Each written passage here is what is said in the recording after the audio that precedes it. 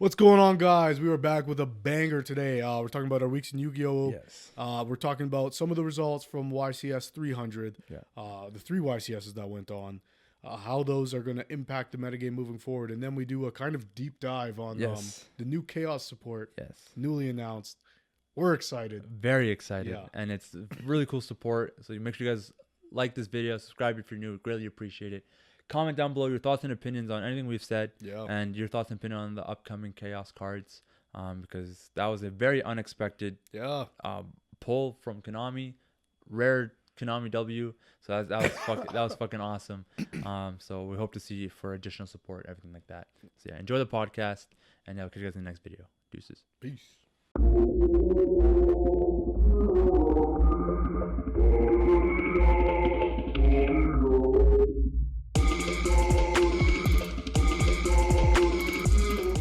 What is going on, everyone? Welcome back to the TDE pod. We got Raaid in the booth. What's going on? Just right off the top, the first segment we're going to do is our week in Yu-Gi-Oh! Now, that might be a little confusing if people don't currently play the modern formats, I've realized. Okay. But if that doesn't appeal to you, skip forward to where we get into our main discussion. You can find in the chapters below. But let's get into our week in Yu-Gi-Oh! Start with you. Yeah. How much did you play this week? I just played Thursday, your place, and then I played on Sunday yesterday, and both were pretty good. Yeah. Like not terrible. Thursday I went Two up. different decks, yeah. Yeah, two different decks. Yeah. Represented Dark Magician, playing that, trying to get used to some of the cards. 3 rounds I went X1, and then so I played Deech round 1. He was on not Enneagram, but Hecka hands. Yeah. So a little bit bricky on his side, but I was able to kind of pull through, which kind of helped. And then I took that, and then round 2 I went up against Dan with VSK9. Yeah. And Dan was defending champ. You could see this all play out if Yes. you'd like in Mat Yeah. CS 6, I think. So I did get the defending champ. I won game 3.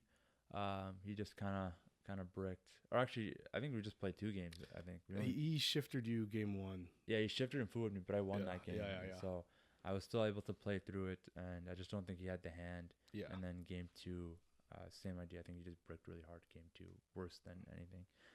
Nonetheless, that was pretty cool. And then round 3, I went up against Andre VSK9, and then I just got obliterated there, like 0-2-0.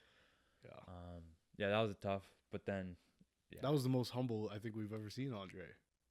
Yeah. Yeah, he was like supportive. He was like, "You would have had me if I hadn't drawn these cards." Oh, yeah. Which is he played typical. through a lot, which is good. And yeah, like I Dragoon and board, so he's like forcing it out and the negate, so that way he was able to go Nash Knight, basically just suck it up, and it just works that way. So it's another reminder that Dragoon isn't the hardest thing to get over, right? You gotta remember that there are cards. This is modern Yu-Gi-Oh! Modern Yu-Gi-Oh! Yeah, it's just another Omni negate that you just need to force out. Dude, I've said this on this pod before, but I think when I was playing Voiceless Voice, you get a false sense of security by playing an Omni negate. Yeah. Because you can stop anything, but you can't stop everything. Yes. So if they have, let's say, Raigeki plus their full combo, then obviously you're going to probably stop the Raigeki. Yeah. And Voiceless, you don't necessarily have to because you can bring it back, but you know, still layered board breaking. Yes. Your Omni negate. Yeah. You have to spend it wisely. Yes. And if you don't have non-engine to back it up, then it's really just Ash Blossom. Yep. So it has the do not target this card clause, but a lot of cards now just don't need that. It's take, select, non-target. You know what I mean? So right. Like it's not. To make it very scary, you got to make it like Liger, which is like unaffected by card effects. Yeah, also has a Raigeki built in. Yeah, which is insane in itself. But at least with Dragoon, it's like you have to use a normal monster to pop cards. Yes. Or monsters for that matter. It's not that card, like Liger, we've said it before. It's just a custom god card. Like even if you gave Dragoon the unaffected by card effects clause, like it'd be hard to get over because it just continuously gets stronger. But it's only based off of material in hand to negate effects for it to be strong. Nonetheless, it was a good reminder. So that was that. So he won overall Thursday, and then Sunday was box tourney for Burst Protocol. I went in. I was playing Blue Eyes. I was like, I'm just gonna take out some of the board breakers. I was only playing like 3, like doing Duster and Fed like Storm, Lightning Storm. Took those out, just put Perulias in, and then I maxed out on some other like hand traps. Like I just put in 3 nibs instead of 2. I think I took out Evenlies too. That's why I was like able to just max out on certain hand traps. So that was kind of helpful. And then I put Bistils in because I was like, this actually does work with my engine really well because like it is all dragon. So it's like if I have no way to prime, I do now with Magnemite. Yeah. So because you go Seals, Magnemite, and then you go Barrel. It's cool. Nonetheless, yeah, I did well. I went X1, another X1 week, 5 rounds. So that was good. Yeah. Dude, so I gotta say, man, you said it at the beginning of the year. Yeah. This is the new standard you want to get to. Yeah. And you've been able to do it. Man. Yeah. So yeah, which is good. It's good. So I've done it twice now. Didn't get the win, but top 4, which is pretty good. Yeah. Given that Extra if it was present. like we'll put the photo of you with all the packs. with the cards, yeah, the packs, yeah. So like if it was like any other event, top 4 is pretty neat. If it was like for like neat, man. That's fucking sick, man. It's good. Come it's on. good. But regionals is gonna be around the corner, like literally 2 months, a month. So that's gonna be what we're these are the type of standards we have to establish going into regionals. Yes. Yeah. Anything lower than that, it's not good enough, right? Yeah, X1's good enough. X1 is good enough. Yeah. So I mean, between 3 rounds, 5 rounds, so 8 and 2 is basically what the number is at. So as long as I can kind of keep that up, it makes the last match a hit or miss. Yeah. But it's good because then my first matchup of the day, I forgot. Second matchup was Deej. Oh no, first matchup was Heroes. Yeah. The guy was playing Heroes. He was doing his thing. So I was like, oh shit. He had like DPE up on my turn. He had like Dark Law. I was like, well, good thing I have Prime Light Engine going because then I just go Drill Beam out that. Yeah. And then I had to find a way to out DPE without like it popping my board or like popping cards on my field. So I was like, just had to play slow, but fine. Took it. So I won 2-0. And then round 2, I went up against Deej. He was on Dark Lords. He got me. Bro, he had that orange Herald negate. Herald orange light. Dude, oh man, dude. So good. 3 rounds, every round he used it on my Sage. It's 3 of because everything they play is fairies. Yes, so it's great. So and it's a negate and destroy. Monster it is. Effect. It's a tough neg card because you're discarding it plus something else. So you go -2 to stop one thing. Yes. But because it's an Omni, it can be so swingy. Right? Yes. Yeah. So I go normal summon Sage effect. He uses it. Yeah. Done. So in that way, it trades well because he's stopping the Sage effect, which is your extension. Yeah. And he's getting your body off to go in the Spirit, right? Yes. So and that's my normal summon. Exactly. I didn't use barrel, nothing. So it was gnarly. He got me there. So he beat me 2-1. And then round 3, I went up against a guy that was playing on Draco Tail branded Magistus. Yeah. Okay. Yeah, so I won on a dice roll because it was tied going to round 3, and we just basically went to time. So he just like want to roll for it. I was like, yeah. I was up in life points, but I wasn't gonna make that a big thing about it because like he was confident that he was able to play through, and whatever he might have thought, sure. I think he actually could have. I'm not gonna lie, and I don't think my follow up was gonna be that much better, but I was still up. But I was like, let's just roll for it. We did. So I got like a 4 and he got a 3. So I was like, perfect. So that was my one unsure win. I'm not really too happy about dice rolls because it was like, I don't know, it was a dice roll. I didn't win, right? And then round 4, I played K9 Fur Hire, which was interesting. I didn't. It's a good deck. Yeah, it was pretty good actually because once you like established a board, it was strong. I don't think it was better than Vanquish Soul. Like it wasn't as threatening of a board. Yeah. Once you knew what like those cards did, but they did have really cool effects where like if a card gets destroyed, they can like pop up to 3 cards or something like that. Yeah. So it can be like a pretty good board breaker style deck, which then you play hand traps kind of thing. And then in the inverse too, like not inverse, but the other thing that the deck was doing is like if I add a card from deck to hand, they get to draw. And I think that also worked the drawing as well, which is like really cool. So they also just get a ton of resources.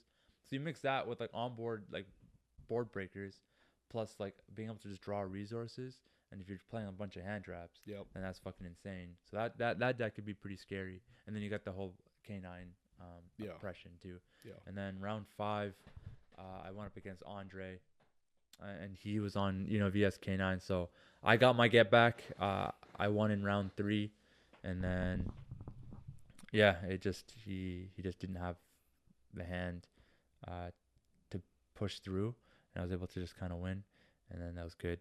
So yeah, and the guy that was on the K9 for hire, like he went Jokel effect to summon 2, and I had Primite Scream, and that was perfect because it took out 2 bodies, and then he summoned like 3 more times after that while reborning something from grave. So then I was like, that's 5. So before he could go into our rank 5, I was like nib. So then that kind of just like it held him back really bad. So that was really really helpful. And then even a couple of times too, he'd go like Lupus into Typhon to stop me, and then I would have Majesty, so I just would pop it, and then he tried to bring it back, and I had Spirit Dragon, so I just negate it, so it halted him a lot. So those interactions were good. So not quickly tagging out, and not you waiting on like certain effects was good. Like at the timing against that K9 for hire was good, and then yeah, Andres was like I took round 1, he took round 2, and then round 3 I just kind of took. So it was good. That was also a pretty solid matchup. But yeah, that was like mine. Yeah, it was a good showing. Like we went out Saturday night. Yeah. And I ended up sleeping in. So I didn't make it to I didn't make it to locals on time. Yeah. So I showed up a couple hours later. Yeah. I played a match against John from TDE. Yeah. And so okay. Let me rewind actually. But I bring that up right now to say I was so proud of the guys, man. Everyone was playing pretty well. Yeah. I think Stefan said he had a tough day or whatever, but he showed up, which he does not want to do for locals. So I was proud of him for that. And then Dan was X1, you were X1. Yeah. I think a couple other X2s or something. I was just like, yo, yeah, this is sick. Like just the feeling of showing up there, not having seen like round to round what people were doing, just be like, yo, the boys are killing it right now. Like, let's go. And then I think 4 of you were in the top 8 for the tournament. So yeah, it was me, Dan, Andre, Charles. Yeah, Charles. Yeah. So yeah, man, that was sick. TDE on top, baby. Yeah, it was a good representation. So yeah, there's that. But let's rewind. So I played Tuesday. Now this was heinous.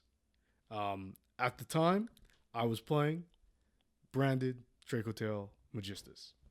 Okay. Which is the deck I've been piloting for the last couple weeks here since Burst Protocol. And it hasn't been great. Yeah. I played it on Matsias 5.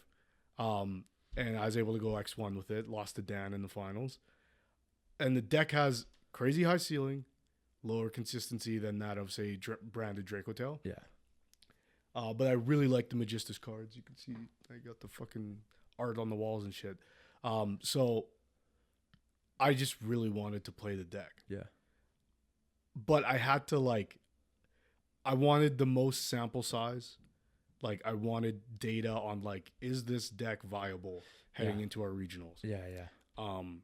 So I took it on Tuesday, and it was heinous because I'm back in the office on Tuesdays now, whereas before I used to work from home on Tuesdays. Yeah.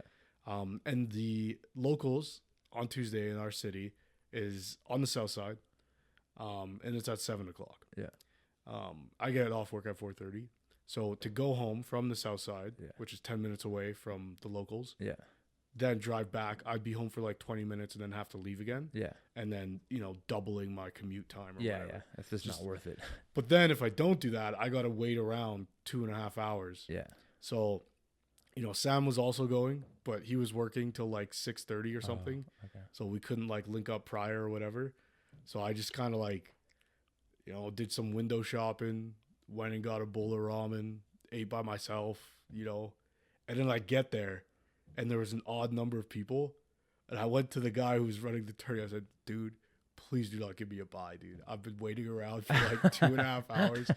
Please do not give me the buy. And he didn't, so that's cool. I didn't have a buy the whole time. But round 1, I lost to VSK9. I got 2-0'd, obliterated. Okay. Just spinning my wheels, kind of getting Fuad, getting shifted. This sucked. Then my round 2 was I can't even remember what they were playing. maybe it was a mirror match. I can't remember. Yeah. But it was an easy dub, if I recall correctly. And then I go, oh no, easy dub. Oh, I'm gonna get in trouble for this. It was Andreas I played, but he'll tell you like, I think it went to 3 games. Okay. It was just fast. It was really fast. Yeah. Our first game was super fast. Second game he set up the OTK, like the FTK. I was like, okay, let's go next.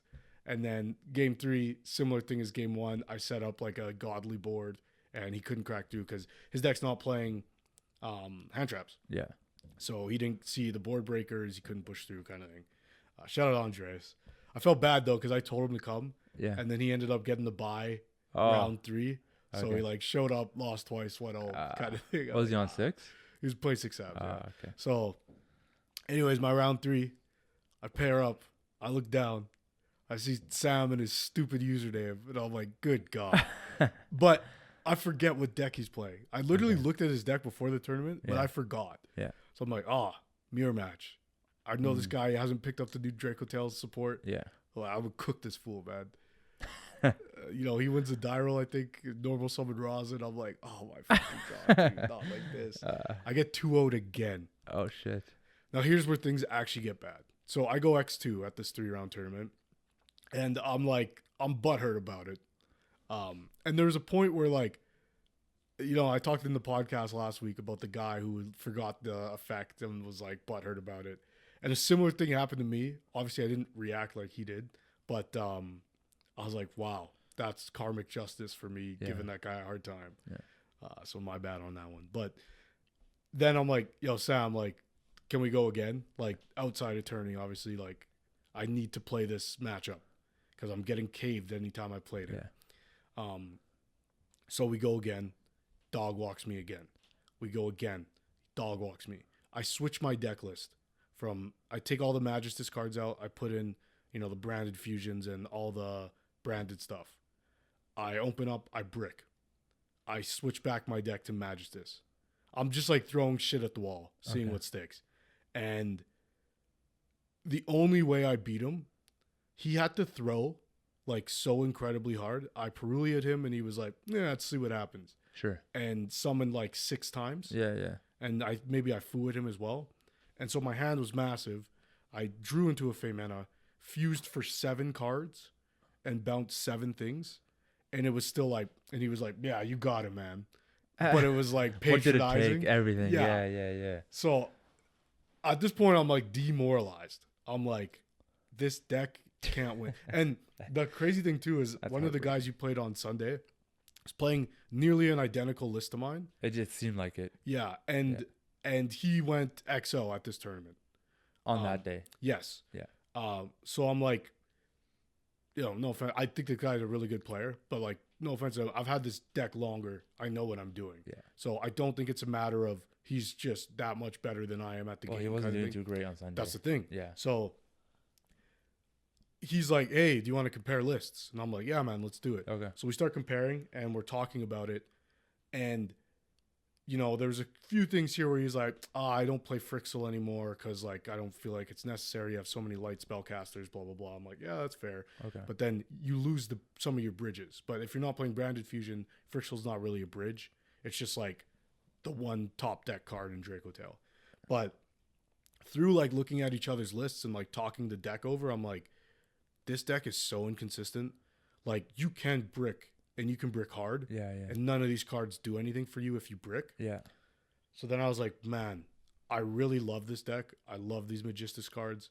I don't know if this works. For me, at least. So I go back to the drawing board. I'm testing things. And Thursday comes. And I'm like, I'm so sick of trying to make this deck work. Because Wednesday, just all night long, playing online. And not seeing consistency. Yeah. Not seeing like replicable results. Yeah. So I'm like, you know what? I purchased the whole Radiant Typhoon core for $50 on release. Yeah. I'm so up in terms of value on these cards. Yeah. I could sell the deck, but I want the group to have access to it in order to test for regionals. That's true too. So I'm like, let's fire it up. Because I'm looking at some of the regional lists. I'm like, they're not playing Crown. And in my opinion, I don't think Crown is that crazy. I don't think so either. I think, in all intents and purposes, it's fucking imperm. Yeah. It's Herald of Orange Light. Yeah. Because you lose that monster's effect and the ability to extend or convert it into something else. Yeah, yeah. Which is the same thing we said about Herald of Orange Light. Yeah. Very good card. Yeah. Not broken. Not game changing. Like, it's good and whatever. It's good, and it's just not worth its price. Like, it's $100 price. It's like, I'd just rather get away with a droplet and imperm. Play fucking Because that's what Deej did. He crowned my maiden, and I had blue eyes, so I couldn't actually do more. So like in that instance, it just hurt my board. Yeah, like it just hurt me, and so it's just It I don't sucks. think it's like a bad card. No, it's certainly a good card, but I don't think it's as valuable good as what its value says right now. There's just other options that are just better. Like more versatile, better at going first, all this stuff, right? So, or second, I should say. So, anyways, I put together this list. Come out. I played Charles round 1 on Thursday. That was a fun match. Beat him. Then I played Andre. Andre beat me. And then I played Evan, who was playing pure for hire with all the new cards. Yeah. And those cards have some pretty crazy effects.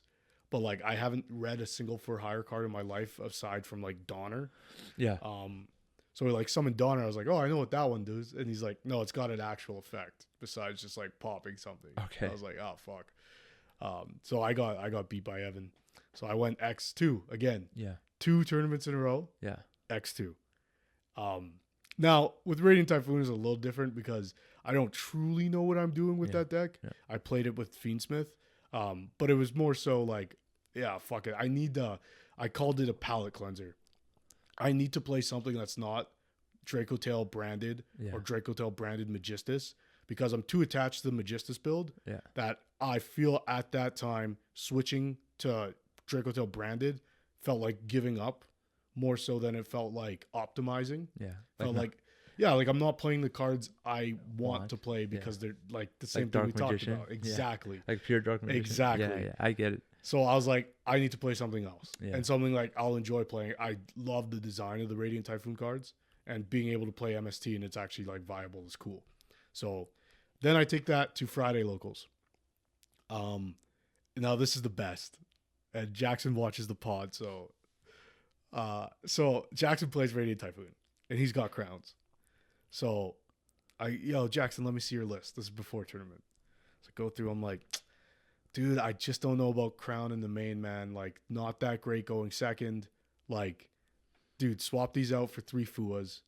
Play crown in your side because it's still good in your deck, but play it in the side. Yeah. Go first, side it in, set it, whatever. Oh, fair enough, yeah.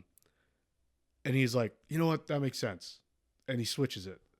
So now I know he and I are playing the same list, the exact same list, card for card. His extra deck's a bit different than mine. Yeah. Like, I can't even remember what the differences were. Maybe he had more super poly targets, but for the most part, identical list. There's only like 2 cards that are different. And then, of course, our sides were different because I don't have crowns. But the best possible thing happened. I match up with Jackson round 1. He thinks I'm on Dracotail Magistus. Oh, okay. I win the dice roll. Like, summon Swen. And he's like, what the fuck, man? You deck checked me, man. This is not fair. So I'm like, oh, yo, my bad. In between game 1 and 2, I showed him my entire extra deck. I'm like, now we both know there's no secrets here. Yeah, this is my side. And he 2-0'd me because I bricked both games. Oh, okay. Like, I had to like MST my own set Super Poly that I just set because I needed to activate MST to get things going. Yeah. And of course, he didn't have a board, so the Super Poly was dead. Stuff like that where like I just went so neg, and then his cards activate too. But it was funny. Like, it was 100% worth it just for that moment of like I fucking goofed him. Yeah. But then I played against. I played against the guy. You know the guy. But he was playing. I couldn't even tell you what deck he was playing. He like didn't do anything. I built a board. He activated evenly. I negated the evenly. He scooped. We go to game 2. He sends me first. I'm like, what? Okay. So I go first. I build the fucking Radiant Typhoon board. or no, maybe he went first and I stopped what he was doing. He passed off one like hand trap or something. And no, he set one and passed. So then I go and I'm building my board with the intent to kill him. So I summon my whatever 5th monster, which is enough damage on board. And he goes, I gotta go to the bathroom. The guy gets up, goes to the bathroom. Fucking 10 minutes go by, dude. And I'm like, no way this guy just decided to drop a deuce 10 seconds away from me killing him. Yeah. Guy was gone for 10 minutes, dropping a deuce. Comes back. I'm like, battle phase? He's like, okay. I'm like, attack for game? He's like, yep. I'm like, bro, you couldn't have waited 10 seconds for that? Yeah, it was crazy, bro. I text a picture to the group chat of just the empty chair and being like, yo, it's been 10 minutes, man. This guy's just gone.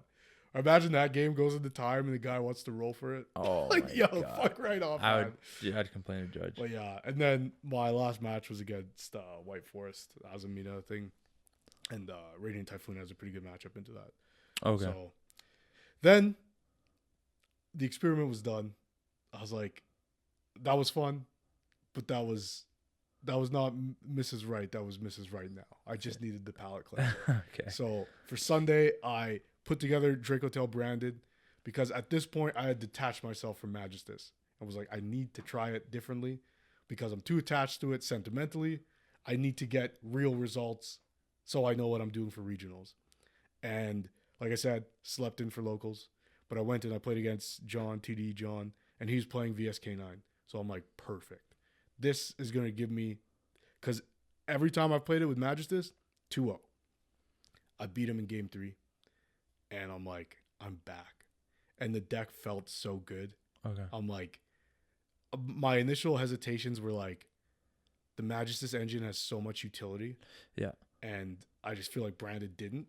But Branded has so much consistency and push that I was like, this is my deck, dude. Yeah. I've been playing this deck for so long. Yeah. And I get this thing. I've said about this on the pod before.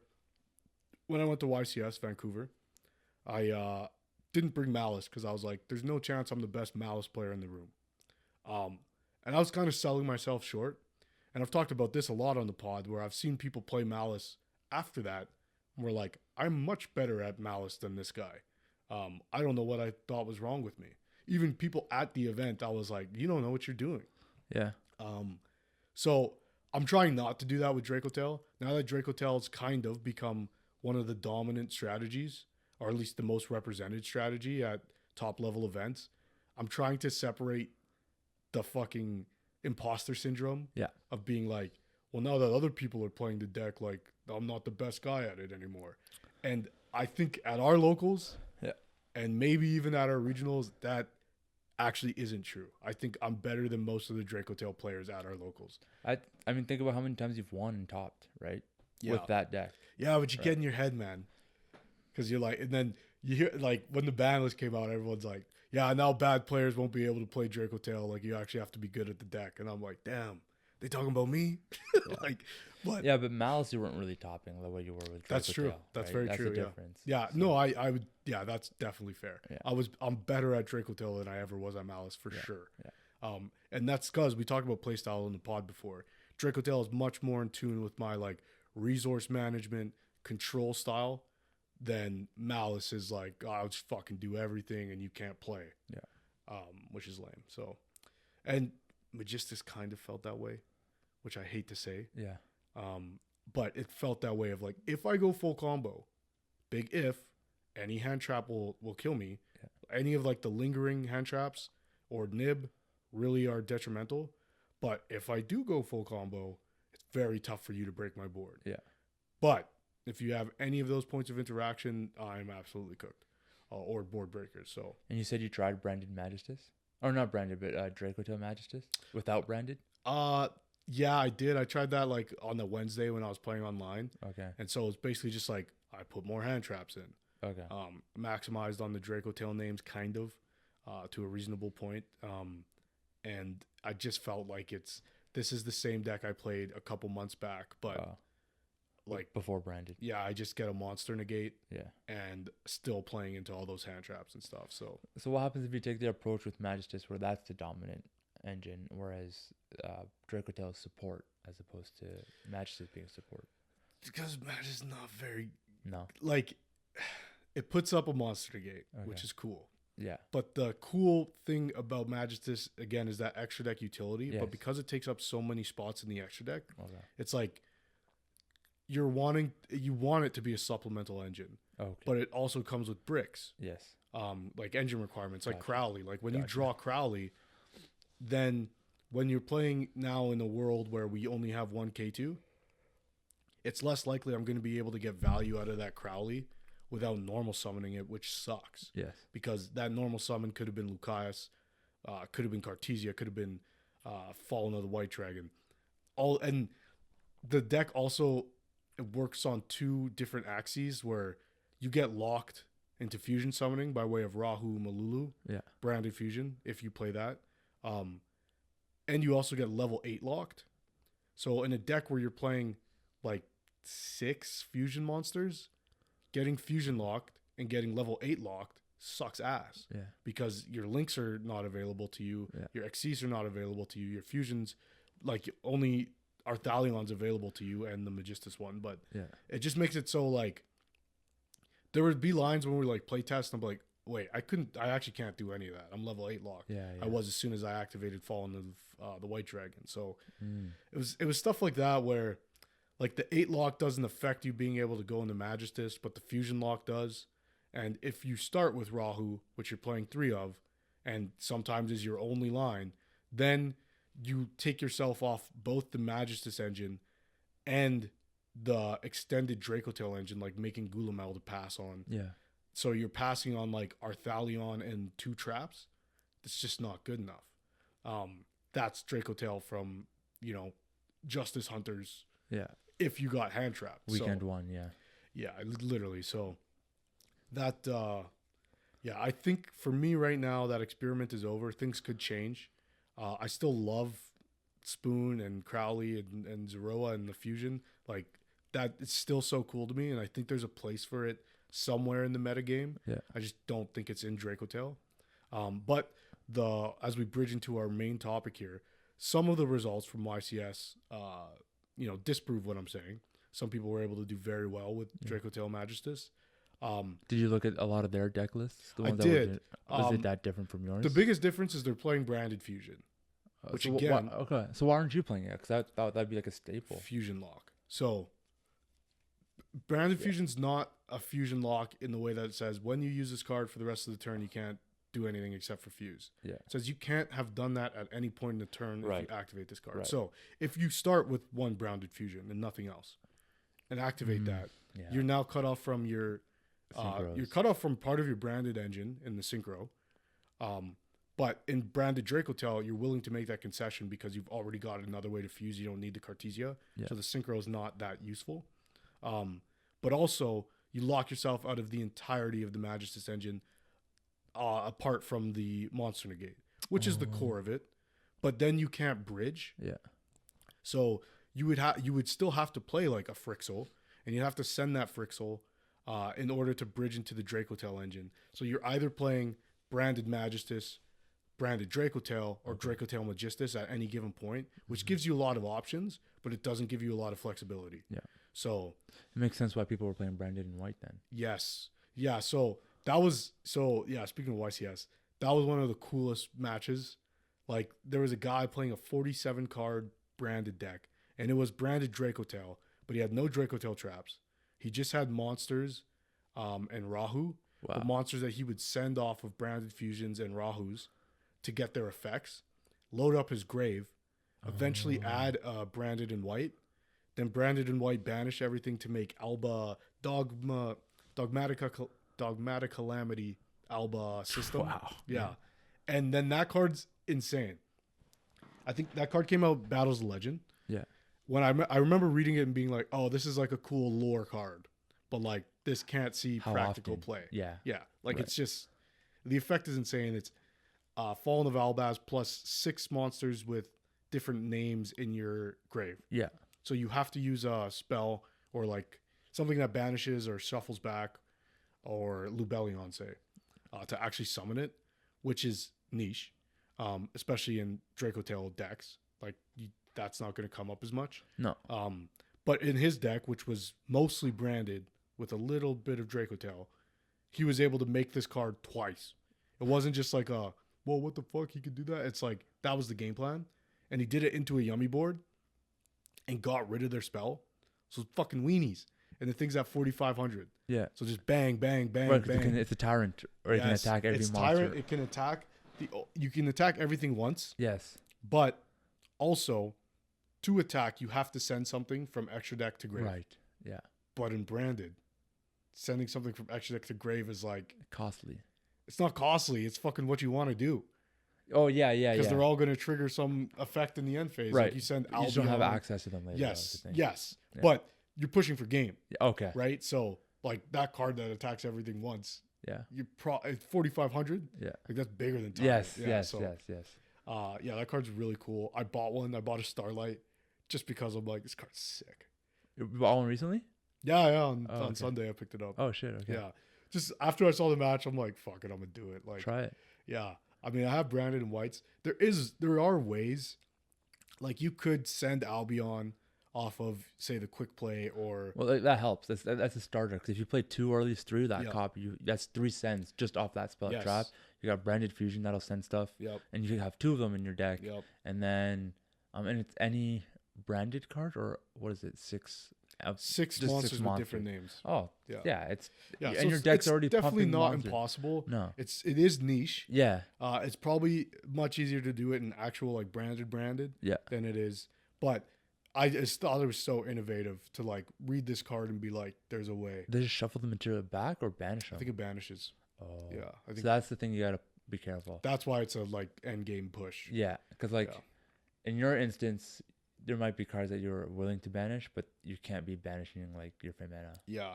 The only thing that really stopped me from playing it is there isn't like a great way to get into branded and white on your turn. Like in theory, I've seen some lists from the weekend that were playing like high spirits or opening rather. Yeah. At 2. Yeah, and then what's his name? Aluber? Aluber, yeah. And then you could add it. Yeah. And then you pointed it out like, oh, branded white is a generic fusion card. It is. You just have to use a dragon. Yeah. And it's Draco Tail branded, so everything is. Yeah. And in that way, it's kind of cool because it gives you like maybe makes up some ground. Like some people play Poly in the Magistus build. But maybe helps a little bit with K2 being at 1. But for the most part, I think it's more of like this would be cool once, but in a more Draco Tail heavy build of the deck, I don't think it's very viable. And that guy who was playing it, I think his name is Carl. I can't remember his last name, but he's really good at Yu-Gi-Oh. You know, I don't trust myself in order to play a 47 card deck under any circumstances. Yeah. Like that's crazy to me. And you know, he's like a branded guy, so like that's their thing, right? Big decks. Sorry, say that again. Like they have to have big decks. You're a sick man. Yeah, I've never heard that. But yeah, looking at some of the other results, we can pull them up here from the YCS. It's kind of what people expected. So if we look, let's go. So for anyone who doesn't know, this past weekend was the 300th YCS. That means there was 3 YCS events happening at the same time. And of all the YCS events that have ever been held, this is the 300th one. Kind of a big deal. Wow. In this new format that's kind of wide open at the time, but definitely has, I'd say going into this weekend, the conversation was around what's going to be Draco Tail branded, because that's going to be the most represented. VSK9, now very powerful with unlimits of stake and rosin. Yeah. And then Radiant Typhoon with its new support from Burst Protocol is going to be a top contender. Yeah. What we didn't hear, besides from Triff, the Oracle, was that Yummy would be a top contender. And what we did end up seeing is there were a lot of Yummy, or at least most notably Kamal won YCS Richmond with Yummy, Tri-Brigade, Radiant Typhoon. So Radiant Typhoon did show up. Yeah. Didn't win on its own merit, I would say. But let's look here. So first we'll start with Dortmund. So of the top 8, 5 of them were Dracotail. There was one Malice, which is still around somehow, and there were one Radiant Typhoon and one Vanquish Soul, which ended up with a Vanquish Soul win. After that first round, 3 of the Malice or Dracotail players got eliminated, and one of the Radiant Typhoons. Then it cut down to Dracotail versus Vanquish Soul for the top 2, and then Vanquish Soul took it, which is maybe not for everybody, but for me, to be expected based off the week I just had. Running into VSK9, which has always been a difficult matchup for. But it was the kind of rationale was that the branded stuff will make up for that tough matchup. But we were able to see VSK9 walk over Dracotail again at YCS Dortmund. So congratulations to all those players. Then we'll take a look at Richmond. So like I said, Yummy wins. Tri-Brigade, Radiant Typhoon. Yeah. Cool list, to be honest. Like, I love these kind of... It's kind of like when Triff won with the 60 card pile. Yeah. Of Yummy, Pendulum, whatever. Because then it takes us away from this kind of dogmatic approach to what is meta right now. Because people have, like, done the testing and are like, hey, these synergies are really cool. They're like, oh, fuck, they are. And then we see these cards' value, like, shoot up. Yeah. So, yeah, I like that Tri-Brigade is seeing play again with some of the new support. Vanquish Soul was the runner-up there. We had only 2 Dracotails make the top 8 in Richmond, which is pretty surprising. Yeah. But no Radiant Typhoons in the top 8. Yeah. But there was a Luna Light that snuck in there somehow. Yeah. I'm curious what you think about this. So there's been a lot of talk about Luna Light and having outs to Luna Light, which is one of my reasons for playing the Magister stuff, because it has like one of the most satisfying outs to Luna Light. It basically sets up a play where your guy is at 39 attack, which beats over the 38 Liger. Titanic Light? No, one of the Magistus guys. Magistus, okay. He's the synchro. Mm-hmm. He's a floodgate. The monster's in your back row.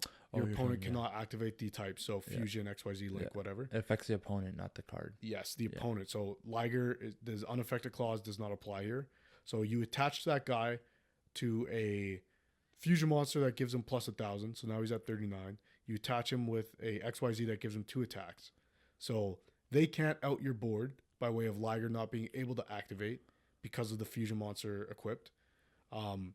And you attack twice. So you kill both of their Ligers by battle, doing 200 total damage, and you've outed the Liger. Yes. It's so satisfying because it's like an in-engine way to beat them. Yeah. Whereas traditionally, the outs to Liger have not been an engine. They've been like, kaiju. You got to play this one really shitty kaiju and send it off branded fusion, which means you have to have drawn the branded fusion, which means if you don't open well, you just lose. Feels bad. I don't even play it. And a lot of people didn't because they wanted more utility in their side decks. And were like, by the time I get to the top cut or day 2, the Luna Light players will all be gone. Hopefully. Because that deck is bad and it's going to lose to all the hand traps. But we see not always the case. Yeah. So if I'm a Dracotail branded player with no outs to Liger and I get queued up into top 8 cut against Luna Light, that fucking sucks. Yes. It fucking blows. And that's what pissed me off too. I'd be very upset if I came across a Luna Knight so far into the tourney. Yeah. Because at that point, I'm like, if it's in your head, it's like I come across it, who cares? Mm-hmm. Maybe that's like my one loss. But then you get so far in, and suddenly it's like, okay, now that loss makes a difference, right? So that's why it does hurt. So you just do hope that it gets outed earlier. It's like our locals is the one guy that plays the Luna Knight. Yeah. So my thing is like, if I win enough, he loses enough, I won't have to see him. Yes. Right. High variance. You're like, the deck is good. It's so good. It's not good. It's really bad. Yeah. But it's so good. Yes. And that pisses me off because it's like this either is going to make my day 100% worse or I won't have to care about it. Yes. And there's no in between. Yeah. So you just got to hope that someone else deals with it, please. Yeah. Whoever's playing that kaiju, just out kaiju him or like kaiju him and then I don't have to worry about him. Yeah. But yeah, Yeah. That's just that deck's. It's just one of those ones that can just be sneaky, comes in and wins it. Like, you know what I mean? Yeah. Because people are just like that same mentality where like they're just not gonna care. To try and side for it. It's like if I come across it, I come across it. It's gonna be my one loss. Yeah. Otherwise, you have a way to out it. Like you just stack a one of your monsters like super strong, Yeah. kind of thing. But yeah, I don't know. It's interesting. But even look at these top eights too. Like Despia, is that like on that Richmond? Yeah. So this is Guadalajara. There was one Despia. Yeah. So I'm not sure what that would all entail. We can pull up the list here, but because you also had one for Richmond as well. Under the Lunalite. Oh, did it really? Okay. Yeah. YCS version. Yeah. Top 16 they made, but not the top 8 tournament. Oh, okay. So in Guadalajara, we had one Vanquish Soul make the top cut who went on to win the tournament. Yeah. One Yummy, 2 Radiant Typhoons, 1 Malice, 2 Draco Tails, and 1 Despia. And Malice is still up there. It's still in the top 4. That's the thing, dude. Because I was thinking about this too when you said you were playing a hero player this past locals. Yeah. Hero players are so up right now. Not that the deck is good or anything has, like, there's not new support yet that's coming in the next week or so, but people are not maining Droll. Yeah. People are not maining Nib. Yeah. Some people are not even siding those cards.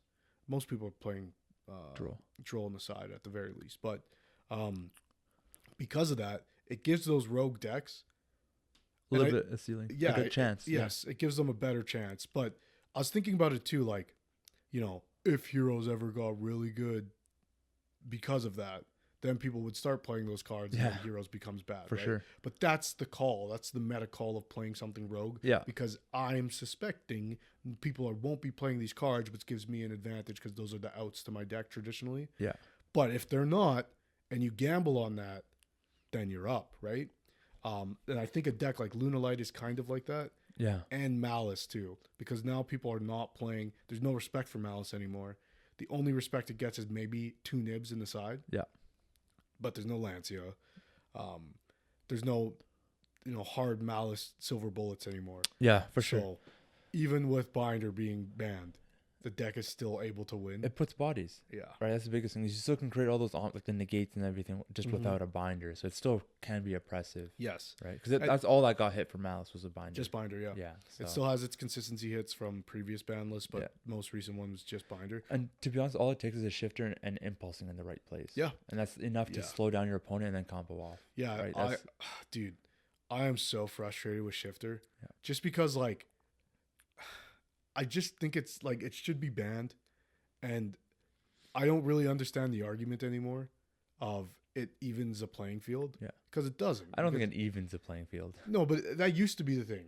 When Tier Elements was a deck and Snake Eyes was a deck. Okay. Yeah. Then yes, these decks are so good. We need a kind of out. And we're willing to play other strategies that play with this so that we can compete against those. But now it's just kind of like Vanquish Soul's I win button. Yeah. Well, right. It's fair. Like, it was fair when you use it against decks that would just steamroll you. Yeah, we're oppressive, yeah. But now that the decks that do steamroll you play that kind of card, then it's like, oh, shit. And then it's like, well, that's not fair to say. I was like, well, it's Yu-Gi-Oh! So it is, yeah. So it's like some hand traps just work significantly better into certain decks. And that's Shifter is like, in case I wasn't going to win, I will win now with Shifter. Yeah. And the thing for me with Shifter is, like, it turns off Draco Tail, so obviously I'm upset about it. Maybe other people don't feel so strong. But there's cards like Perulia. So I think the only comparison you can make to Shifter is Droll. Because if I Droll my VS K9 opponent, they're in a really tough spot. Yes. And that probably doesn't feel fair to them. Yeah. But that goes for every rogue deck. Right. And I feel like Droll... Maybe Droll's less fair than, certainly a bunch of other hand traps, but maybe more fair than Shifter. The thing with Shifter, like, I just don't like that. It's not even, like, archetypal.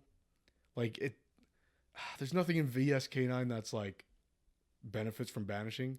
So it's really just like you can't play this turn. Yeah. And, I've seen people compare it to, like, Perulia. Like, if I Perulia my VSK9 opponent, they're still in a tough spot. They might have to pass, or else I'm accruing too much resources. But that's a choice. Yes.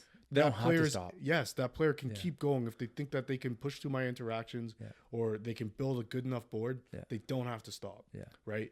Droll different because they literally can't keep adding. Yes. So there's a limit to how far they can push their combo. Yes.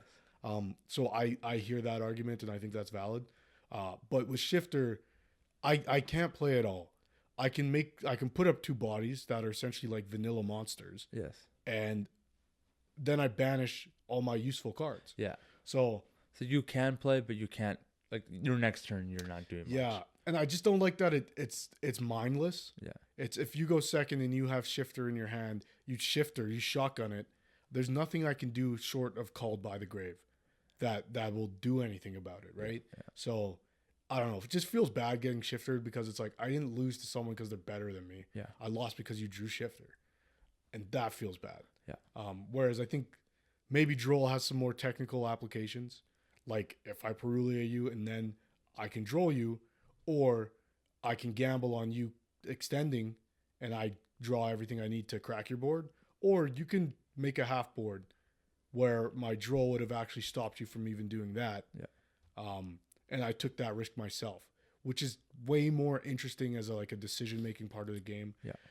I've talked about this before too, so I won't go on too much about it. I fucking hate Shifter. Yeah. I just think it's such a non-game card that I wish they really would have. If the trade-off is we're banning Droll, I take that every time. Mm-hmm. Because as much as I think Droll exists to keep certain decks and combos in check, yeah, Shifter is the bane of my existence. Yeah. Maybe it's just because I'm old and I'm utilizing the graveyard is a crazy concept. We couldn't do that before. That Shifter just fucking pisses me off. I think that also changes the conversation when it comes to the decks that are playing it. Mm-hmm. Because if it's for example, a Shining Sark can play it, right? Yeah. So if I built a board of Shining Sark, it's not going to be enough to necessarily hold you back through Shifter. I could just play it. I can make kind of a board. But if you got an Imperm, for example, on Ghidorah, that shuts me down, and then I don't have much going on. Exactly. So then you can kind of do a little bit of this and that, and then go back to your turn, and you're not on Shifter anymore, and you can just play through, and you could still ultimately come out on top. Yeah. But then the decks that can play Shifter that are already very oppressive makes it a shittier card. That's what I think it comes down to, because Droll for a deck that already sucks. Yeah. To Droll it, then it's yeah, I wasn't doing much for you anyways, but okay, you're just making me not play. So that's why people also have that same sentiment towards Droll.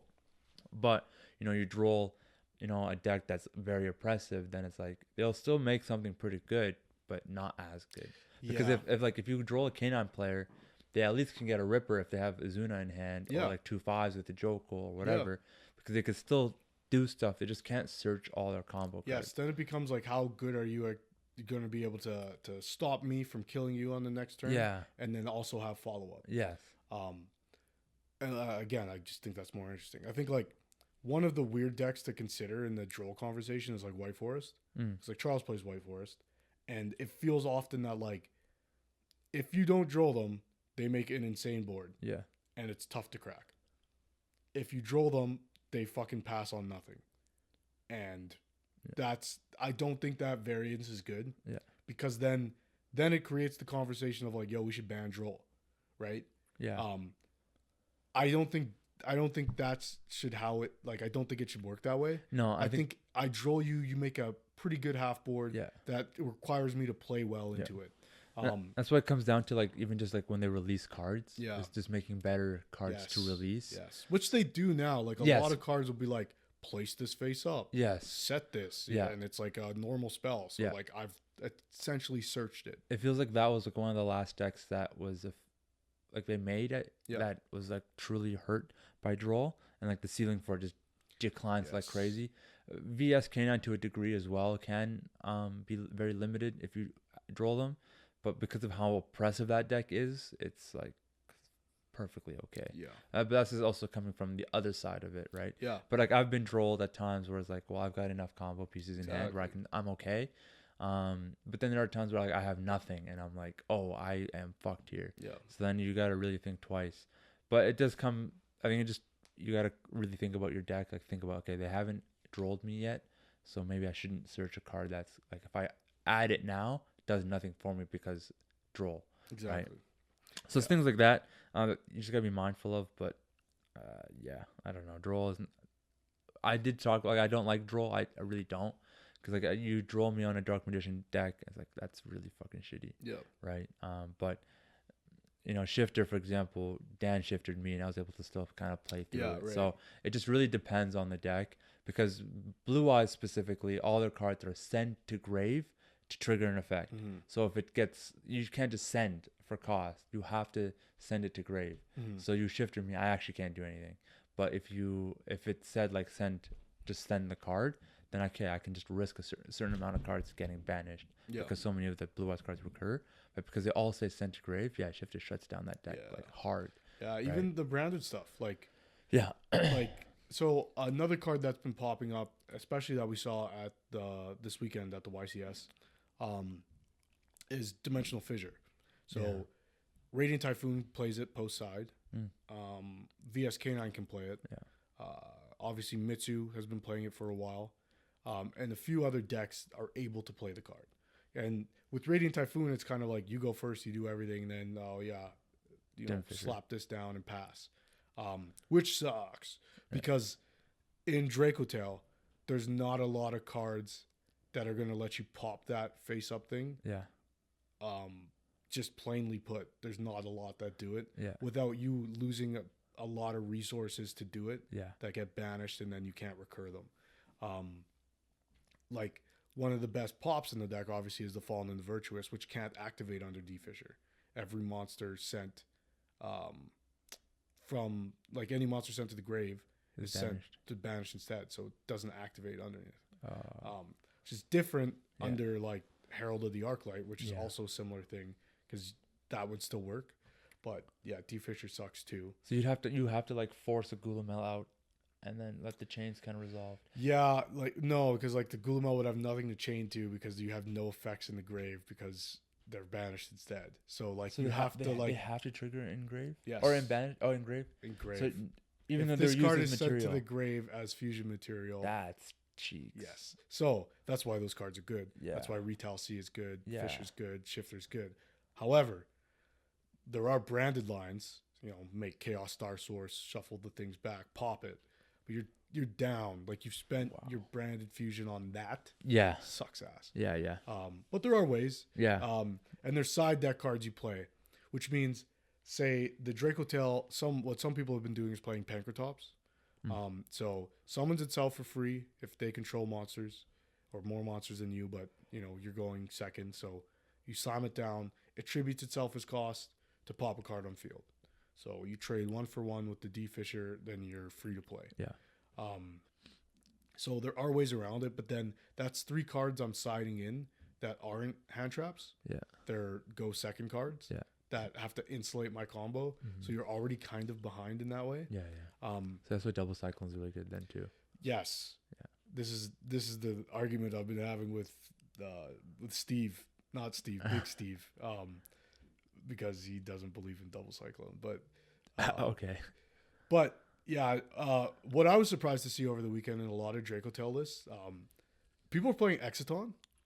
Oh. So they were playing 3 Ecclesias, the Incredible Ecclesia, just because you make rank 4 plays, and you don't get level 8 locked unless you use Fallen of White Dragon's summon from hand effect. Yeah. So you just like Ecclesia into Fallen of White, back to Ecclesia, make Exciton, and blow up the board. Okay. And then you that's pretty cool though. Pretty cool. Then you link it off into SP, and then you get a banish or something. I thought that was interesting. Definitely wouldn't have considered that. No. That was not on my radar. It's neat when you're put in a position like that, though. Yes. Because then, hopefully, if you have a Rahu or whatever. Because those are the rest of the turn, right? Rahu? Like you're locked to fusions for the rest of the turn. So after it resolves. So then, if it resolves and after it resolves. Yeah. Yeah. So if they if they negate the activation of Rahu, then you can still do other fuse. stuff. Yeah. But as long as you're not. Or I think even if they ash it, you can still do other stuff. Yeah, as long as you're you're not screwed after you go Exciton to do a board wipe, whatever it is, and then you can go Rahu or Femena, and then you can kind of just build your stuff from there. But yeah. So Exciton's cool. I don't know if I'd consider that because 3 Ecclesias is a lot. That is pretty bricky. But I think some of the lists I saw were playing 3 Fallen of the White Dragon, which is not like totally out of the realm of normalcy. A lot of people have been doing that.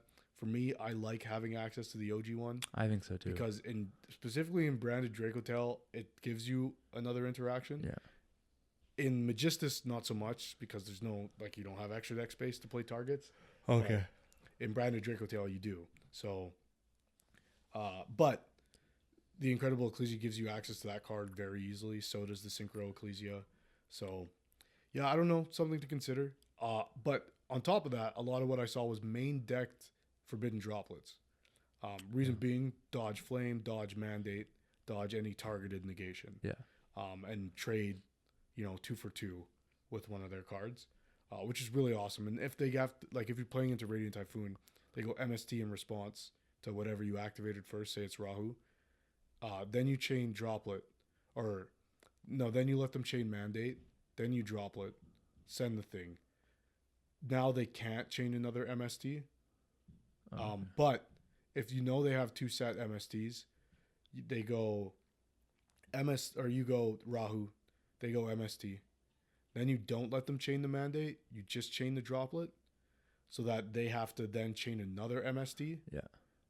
To try to get the Mandate effect off. And by that time, you've taken out 3 of their interactions. So if you have double Cyclone on top of that, or Fallen in the Virtuous, you then pop your Droplet, which means the Mandate fizzles. They've spent 2 MSDs. Yeah. And all 3 of your cards resolve. Oh, wow. Which is insane. Yeah, because MST's targets? MST targets, but it's mostly the Mandate you have to worry about. Because it negates. Targets, yes. Yeah. So target negation, same as Flame. Okay. So if those cards are not on the field anymore, and they wouldn't be if you've fallen or whatever, then you're up so much because the Rahu resolves Fuse. So you have that monster and those effects coming. The Fallen and Virtuous has sent an Albion, so in the end phase, you'll get to set another thing. And the Droplet has now negated whatever monster they have on board. Most likely their Omni or their Monster Negate. Mm-hmm. So it trades very well when you're playing those quick plays. But quick play spells in a Dracotail deck are not monsters you confuse with. So it is kind of, ceiling versus consistency thing. Yeah. But those were my biggest takeaways. Obviously, I was mostly looking out for Dracotail stuff. Yeah. From VSK9, we saw lists that we mostly expected. There was no kind of weird text. But the Yummy list we saw, obviously they were having to gain ground from losing 2 Snatchy and losing Herald. So we've seen, a lot of weird text put in, the Tri-Brigade engine. With Radio Typhoon, that honestly caught me off guard because I didn't think that could even be built together, but it works. So. Yeah, man, it made me hungry. I'm we got to get to the next YCS around here, and we got to go get it done. And it made me excited for regionals because I'm now I have a kind of taste of what is going to be there. Yeah. Because locals is not always a great indication. Not always. No. But yeah. Anything else you have on the YCS? YCS? No, nothing on the YCS. Okay, let's talk a little bit about these Chaos cards that got announced. Yes. So we got new Chaos, basically Yugi support that came out. Retrains. On Thursday night is when we kind of saw them. Yeah. So it's really cool. We got a new Magician of Chaos, a new Blackluster Soldier, basically retrains of the original rituals. Yeah. And then plus just in engine, just stuff we got a new basically Summon Skull, a new Celtic Guardian. These are just cards I just would not have expected to see this year at all. I'll just pull them up quickly. They got really sweet effects, and I thought maybe this how can I make this work with even Dark Magician. Obviously we've spoken on that so much, and there might be some application because they are dark spellcasters. They're higher than a level 6. So maybe you just kind of go into them. They also have other spells and traps that basically recur them. So you can just use them as material for demod, and then demod can search you I was thinking Secrets to Dark Magic, because Secrets to Dark Magic is both a fusion card and a ritual card. Yep. So, and then you could probably ritual summon into it. And I was just like already thinking about like card lists, and if you were gonna mix it with Dark Magician, like what that would look like. Like you know, Illusion of Chaos would basically be a 3 of, because some of these effects will say that you need to use a ritual monster if you have like a Chaos in hand or whatever. So I was like, okay, Illusion of Chaos. Illusion of Chaos also gives you Pharaoh Servant, which then can get you into your Dark Magician stuff. So you got the first one is you got Black Chaos, the Dark Chaos Magician. This is the retrain of the original ritual.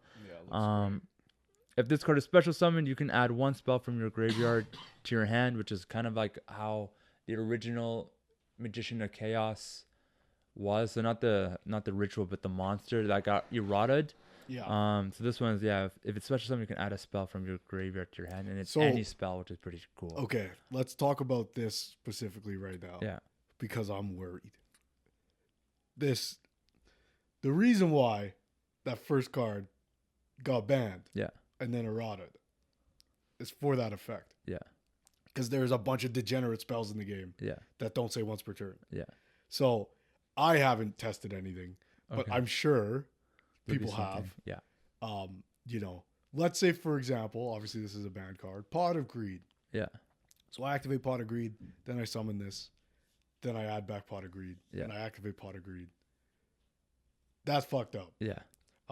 Now, obviously Pot of Greed is banned, but you see what I'm getting at? Yeah. Like, Yeah. there's a lot of room for this to be like, It could Uh-oh. lead to degeneracy. yes. Yes. Now, maybe the game has progressed so much that an add 1 generic spell back from the grave is not too crazy anymore. No. However, some of these old cards, we know, if they were ever to come off the ban list, they would break the game. Yeah. Because they were written differently at the time. Yeah. And they don't account for once per turn or hard once per turn or Yeah. activation clauses. Yeah. So So this works similarly, like in a way, like Tyrant does, but this is just on summon, that's the problem. right? And on summon too, like you could bring back your called by, and called by is kind of crazy if you now get to use it a second time. There's a reason why it's at 1, right? Yeah. So, and then any of your other spells too, like droplets, Cross out, talents. yeah, Yeah. things that are at 1 could just come, like you could just use it again, or like just add it back. So I don't know, it could be pretty good. But then but arguably too, with an engine with this card, you can add back ritual cards that you do use or send off grave, because there's a lot of in this deck that makes you send to grave. So you know, if you can add back one of the ritual spells off his effect, obviously that's going to be a really good thing. The second effect, spells and traps you current control cannot be destroyed or banished by your opponent's card effects. Also, this card is unaffected by your opponent's activated effects unless they target this card.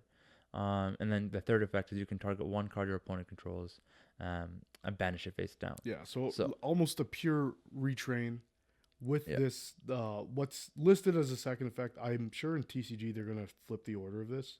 So it's going to be like, it's going to say unaffected by blah, blah, blah, blah, blah. Yeah. And then once per turn you could, or on summon you could do this, and then once per turn you could do that kind of thing. Yeah. But almost like, like a pure retrain. Yeah. And unaffected unless it's targeted. So I wonder if there's a card, maybe part of this engine or part of the Dark Magician engine, that stops targeting. Yeah.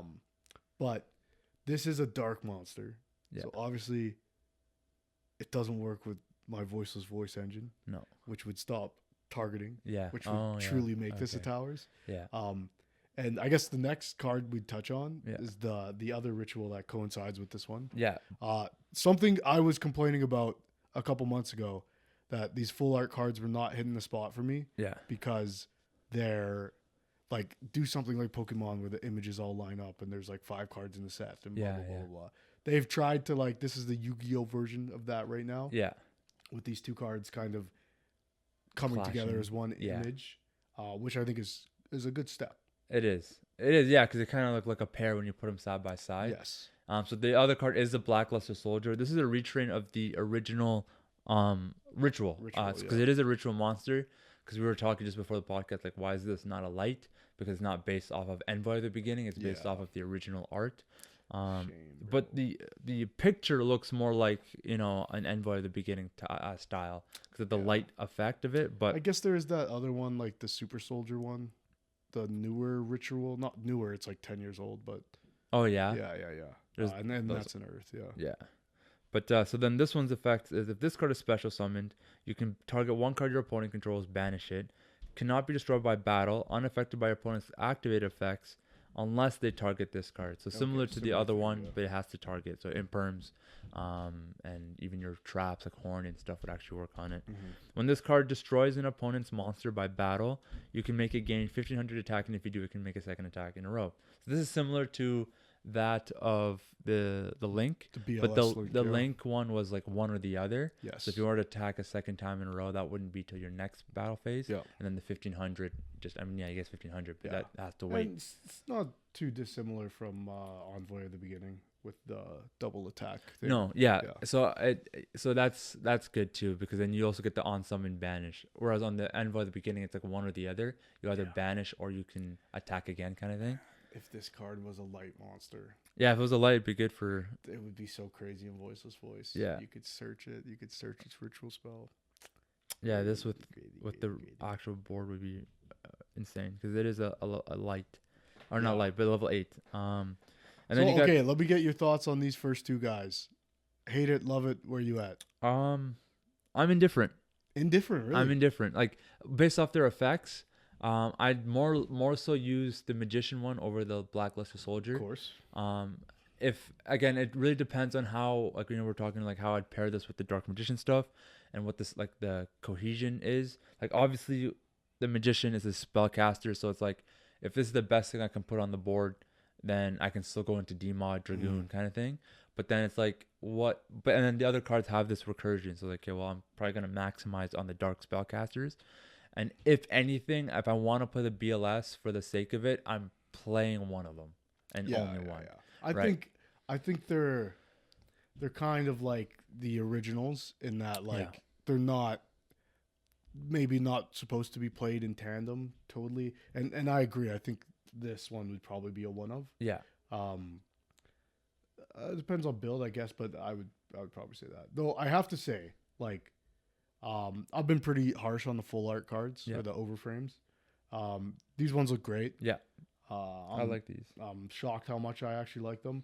And the Dark Magician of Chaos, or the Black Chaos Magician, or Magician of Black Chaos. Yeah, Magician the Ritual. Of Black Chaos. The Ritual. Yeah. Or the effect monster. Demod. That's probably my favorite design. Oh yeah, you like that, eh? Of a Yu-Gi-Oh card. Like, okay.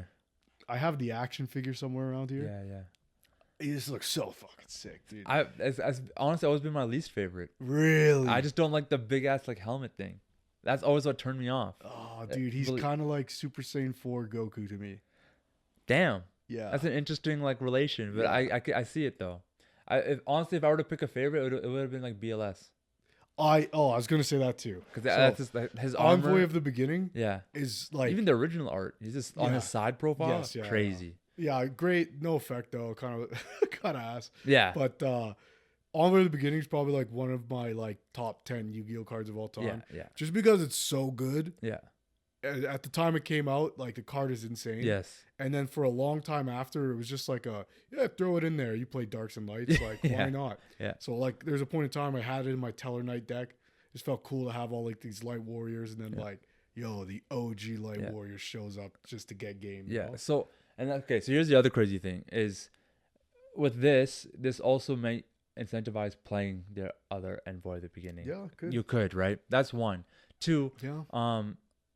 If you don't play BLS and you just stick with the Dark spellcasters, you can still keep yourself on, like, using Impulse. Yep.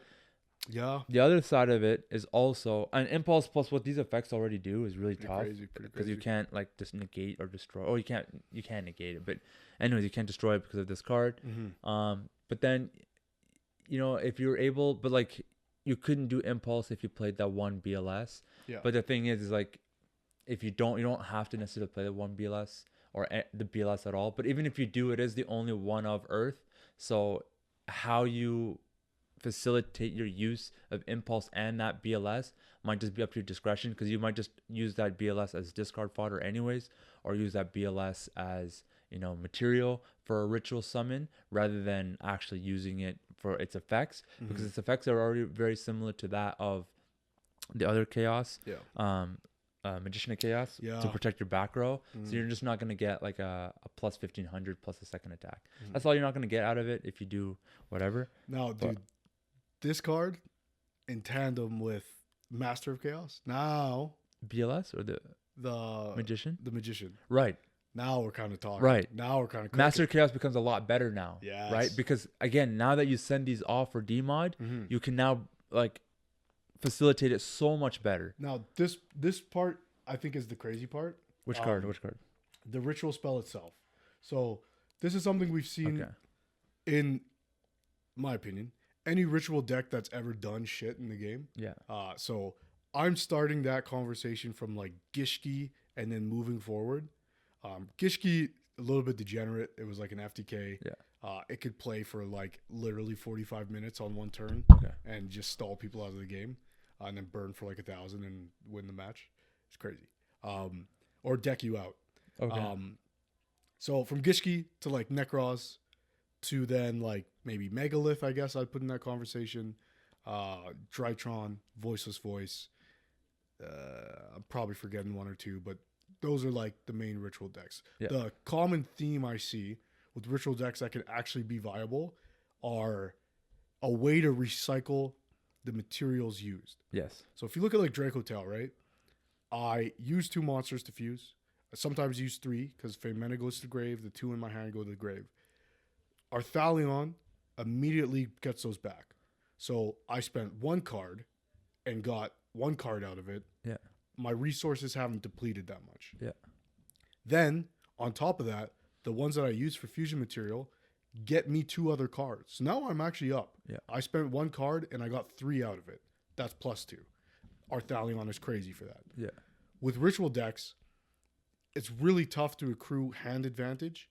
And that's why it makes playing a deck like Voiceless Voice tough, because you have to have a ritual card, a ritual monster, and tribute fodder, right? So that's why, you know, Low has a clause that it's the full tribute and it searches and blah, blah, blah. I also forgot Mitsurugi somehow when I was saying that. But yes, but and that's what it takes. Ritual cards often have to be broken because the summoning mechanic itself is pretty dated. Yeah. Like we're talking about one of the first summoning techniques ever. Yeah. I think in Rush Duel, actually, which is the off-brand Yu-Gi-Oh show and game in Japan, ritual decks are actually in the extra deck. Or sorry, ritual monsters are in the extra deck because they acknowledge that like this is a bit of a pain in the ass to open up. Fucking cheeks. And then cards like pre-prep, they can be like, okay, if this card gets banned, this deck is dead. So many ritual decks are dead.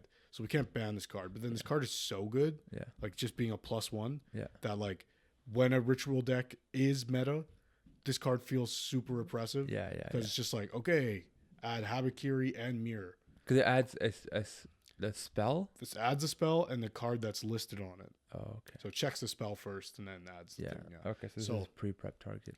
Yeah, so this is a pre-prep target, but also this is its effect. If this card is in your graveyard, you can add it and 1 card that mentions Ritual of Light and Darkness, so this card itself. From grave to hand. So that means, let's say you had, let's look at the 3 cards we've just seen.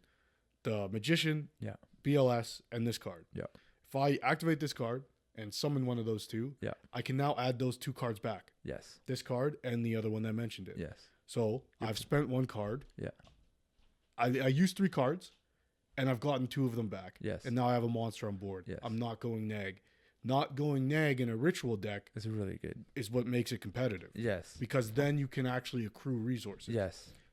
Then being able to use this again and conduct a second ritual summon. Right. So you're not locked. The only effect for that card that's once per turn is the second effect. Not the first one. So you can get 2 ritual bodies basically with the same card. Which is really nice. So So that already is like, I'm seeing already how these cards can be meta viable. Now, when you also factor in the Black Magician of Chaos, It lets you add back a spell. So you add this back, you summon a third one. Exactly. But there is no third ritual. But there are ritual. Well, I guess no, it wouldn't be this in this deck. But nonetheless, it's a third ritual, but it's also just a card in hand. Yeah. So Because you can then just, if you decide to go to your DMod plays, you can add it back to hand on the following turn. That and chaos. So Yeah. that's like a recurring follow up. Okay. Yeah. Say I pre-prep into the Magician of Chaos. Yeah. I add it. I have the other guy in hand. I ritual summon. Yeah. I add back pre-prep. I add back those other 2 cards. Yeah. Again, I've spent 2 cards. I've got 3 cards in hand now and a guy on field. Yeah. I'm okay. Yeah. Right? Usually in ritual decks, like Mitsurugi is obviously different because you can ritual from deck. Yeah. Like it just insane. works. But usually in ritual decks, that's the issue. Is that like I've spent 3 cards to get one guy out, and if you out that guy, that's why Skull Guardian has an Omni Negate, because you have to make all this shit worth it. Yeah. Yeah. So I don't know. I'm already seeing the synergies with this archetype, I guess we'll call it. And then, so the spell that we were just talking about, though, is called the Ritual of Light and Darkness. That is the ritual card for this deck, and it's got a really cool art to it. And then the other one's a Retrain for Mystic Box and Magical Hats. So these were 2 cards that I actually kind of wanted to see as basically as retrains at some point. I just wasn't sure how that was going to work out. So the one's called Mystic Box at Chaos. It's a quick play spell. When your opponent activates a card or effect that targets another cards in bracket you control, return one of those cards you control to the hand. If set, reveal it. And if you do, destroy 1 card on the field. Then you can special summon 1 monster that mentions Ritual of Light from your hand with a different name from the return card, ignoring its summoning effects. Crazy. Which is crazy. So not only do you dodge these targeted effects that only work on these monsters, but you can basically like swap them. Yes. Right? That's cool. And yeah, because you ignore the summoning effects, and that's pretty neat. Would that apply to the ritual monsters as well? Yeah. Okay. So ignore their summoning conditions? Yeah. Ooh, to rituals? Potentially. I'm actually not. That's what I would sure. understand. Otherwise, it's probably just going to be like that summon skull that you have in hand. If it does ignore summoning conditions, because it could apply to this Dark Paladin retrain too. Yeah. Yeah, that's true. Yeah. And then if this card is destroyed, and the second effect of this card is if this card is destroyed by your opponent, you can special summon 1 ritual monster that mentions Ritual Love, Light and Darkness from your hand or deck. Yeah. Okay. So, important thing to note, because Voiceless Void does this kind of cheat too. Okay. Where you can summon a ritual monster without ritual summoning. Yeah. But then when that monster goes to grave, it does recall that it was not summoned correctly. Similar to if I send like Albion from the extra. Okay. I can't monster reborn him. Oh, okay. Yeah. So ritual monsters do recall whether or not they met their actual summoning conditions. Oh, so even though if it was summoned. So if you summon it correctly first, then you can monster reborn it. Yeah, yeah. But if you ignore its summoning conditions and then it hits grave, you can't monster reborn. But what if you summon it through a different condition?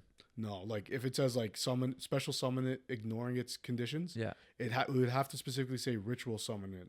Oh. But then at that point, it's not ignoring conditions. So that means this card, I wouldn't be able to reborn it. Oh, you can special summon 1 ritual monster that mentions Ritual Light and Dark from your hand or deck. Yeah. But then if it hits grave, I can't bring it back. Correct. Okay. Yeah. Okay. But I mean, this also requires your opponent to destroy the card, so you can't even like destroy it yourself. Yeah. So it's like yeah, a little bit slowish, but it's pretty cool. And then the other one's the Chaos Hats, which is the Magical Hats retrain quick play spell. When your opponent activates a normal spell, trap, or monster effect, choose 3 spell/traps with different names from each other from your deck. So 3 different names from your deck and 1 monster in your main monster zone that mentions Ritual Light and Darkness. And if you do special summon those spell and traps as normal monsters, spellcasters, dark level 8, attack 0/0, whose name is Chaos Hats, in face down defense position. Set the chosen monster if it is face up and shuffle them on the field. Then your opponent activated effect becomes destroy 1 monster. This card's weird. It's weird. It summons tokens. It tokens, yeah. So then you'd have to sleeve your tokens the same as your. No, they're spells and traps. Like you have to select 3 spells and traps and 1 monster. But they're level 8 tokens. They're level 8 tokens, but they're all face down. It's a little convoluted. It is, but they hit grave when they get destroyed. So this is the point of the other magician. Yeah. Right. So that's like I think there's like a play there, and they're also dark level 8 dark spellcasters face down. So if you need to use them for fusion material, Yeah, you technically can. I guess so. Yeah. Because then like this can also facilitate a way to go into the dark magicians easier if you have like a dark magician on board. Because Couldn't it you is another. banish one of those to summon Demod? Yeah, that's the only thing I don't know is if you can banish tokens. I don't know if you can banish a token. Yeah, Yeah. I have to check.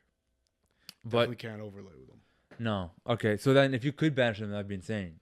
Yeah, actually, no, you can't banish them face down. I know for sure because if you nib someone or like evenly them, Yeah. or if you Orcus give them a token, if you evenly them, they have to keep the token because the token can't be banished face down. Yeah. So then they have to banish everything else besides the 0 attack, level 1 token you gave them. It's pretty crazy. But yeah, I don't know. I've always found magical hats a little bit convoluted. Yeah. Like It never made it's clear a concept sense. that works so great in the show. Yeah. On a visual level, makes sense. Yeah. At a card game level, I'm kind of like, is it worth it? Yeah. But this is cool. It's cool. It's one of those like you look at this and you're reading it. I'm like, I don't know, man. But then you put it into action. It's like, oh fuck, this is good. Yeah, it's cool. Yeah. I like it. Yeah. But I know the types of guys that are locals are going to play this card and everything. Yeah. And that's awesome to me too because it's like, oh my God, okay, man.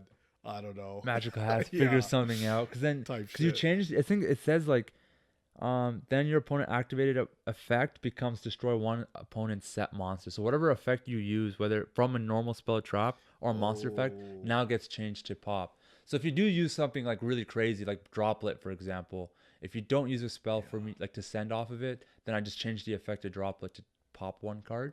So then that These is hats cool. also look hilarious. Sorry. But yeah. Yeah, but like it's cool in that way. So if they do trigger an effect Yeah. that's like really strong against you, if they nib you, you can even change that. Like you can, that's Yeah. your out to nib almost if you have it in hand kind of thing.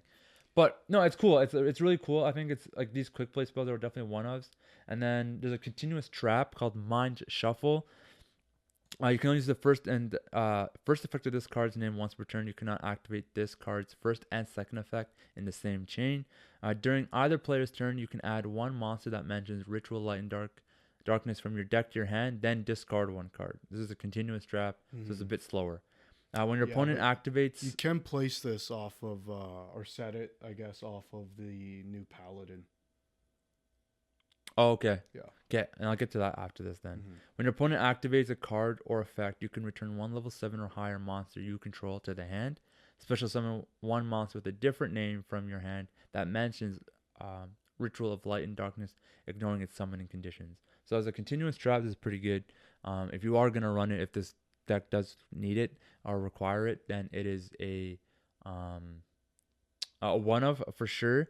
And then yeah, I guess the trigger of the second effect is when your opponent activates a card or effect. So I was thinking like maybe if it's like a quick swap, like you just do trap card like effect, you just do a quick swap in the battle phase to kind of game them, but your opponent does have to trigger a monster effect. But that's in hopes that they do, which is not the worst. So the Dark Paladin Retrain is basically the Magician of Chaos with Dark Paladin Sword. I'm gonna keep it real. I'm not a big fan of the art. I wish it just was Dark Paladin. Okay, wait. Really? I love. Okay, Yeah, well, but you like the design Yeah. of Magician of Black Chaos. so if Dark Paladin Yeah. is Dark Magician plus Buster Blader, Yeah, this is Magician of Black Chaos. and Buster Blader. plus, yeah. Yeah, The cool thing I think though is that that's actually the Dark Paladin sword, yeah, and it's got like the fucking Magician of Black Chaos straps on it. yeah, So I don't know. I BDSM. fucking love that. yeah. Okay, No. this is my favorite card of the bunch. Okay. Not just because I like how it looks. The Ritual Magician is my favorite looking one, Yeah. but this one is actually voiceless voice support. Yeah. This is like This is so it is. And I also agree that it is my favorite in the bunch as well because Okay. it does have really good effects. yeah. And then again, it can also just facilitate itself in Dark Magician a He's lot got the better. Buster Blader sword, man. It's so Yeah, no, sick. it is sick. It is sick. So I'll read the effects. What's it called? I swear this name will change. Hopefully it says Yeah. Paladin by the end of it. But I don't know if it'll be Paladin because it's not Buster Blader, and Paladin's like usually like a spellcaster warrior he's type of got thing. the Paladin sword. Yeah. Black Chaos, the ultimate magical swordsman. That's a mouthful. Yeah. They're all a mouthful. Pause. Black Chaos Paladin. Black Chaos. Bang. The ultimate paladin.